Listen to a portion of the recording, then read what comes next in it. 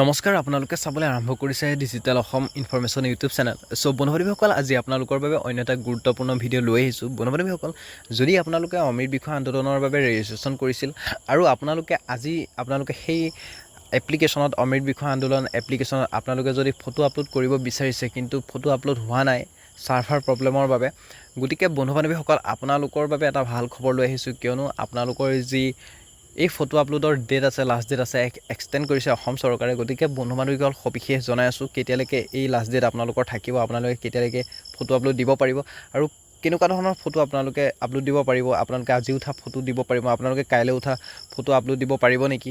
গতিকে সবিশেষ জনাম আজিৰ এই ভিডিঅ'টোত। যদি মোৰ চেনেলটোত পোনপ্ৰথমবাৰৰ বাবে ভিজিট কৰিছে তেনেহ'লে এই চেনেলটো ছাবস্ক্ৰাইব কৰি কাষত থকা বেল আইকনটো প্ৰেছ কৰিব। এনেকুৱা ধৰণৰ ইনফৰমেশ্যন আপোনালোকে পাই থাকিব। চ' বন্ধু-বান্ধৱীসকল, বলক তেনেহ'লে আজিৰ এই ভিডিঅ'টো আৰম্ভ কৰোঁ। বন্ধু-বান্ধৱীসকল, আপোনালোকক এটা কথা জনাওঁ যে আপোনালোকে কোনবোৰ ফটো আপোনালোকে আপলোড দিব, আপোনালোকে আজি উঠা ফটো দিব নেকি নে কাইলৈ উঠা ফটো আপোনালোকে দিব পাৰিব নেকি?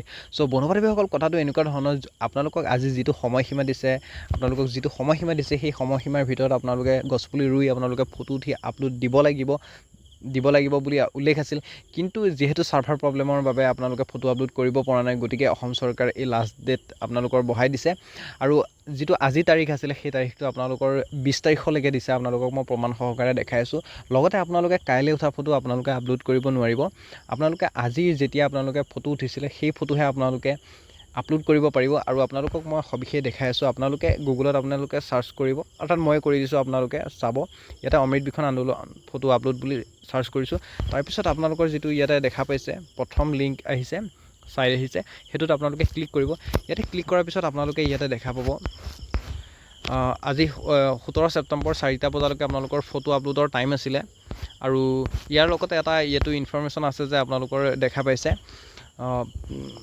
যিটো ফটো আপলোড লাষ্ট ডেট আছে আপোনালোকৰ ইয়াতে 20 ছেপ্টেম্বৰ 2023। অৰ্থাৎ আপোনালোকৰ বাবে এটা ভাল খবৰ যে আপোনালোকে 20 তাৰিখলৈকে আপোনালোকৰ হাতত সময় আছে।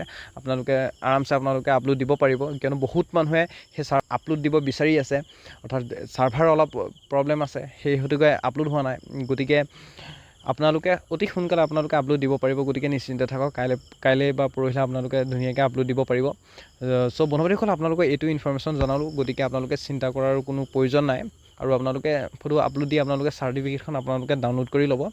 চ' বন্ধু-বান্ধৱীসকল, আজি ইনফৰমেশ্যনটো দিলোঁ। যদি ভিডিঅ'টো ভাল লাগিলে লাইক, কমেণ্ট, শ্বেয়াৰ কৰিব আৰু যদি নতুন আহিছে চেনেলটো ছাবস্ক্ৰাইব কৰি যাব। ধন্যবাদ।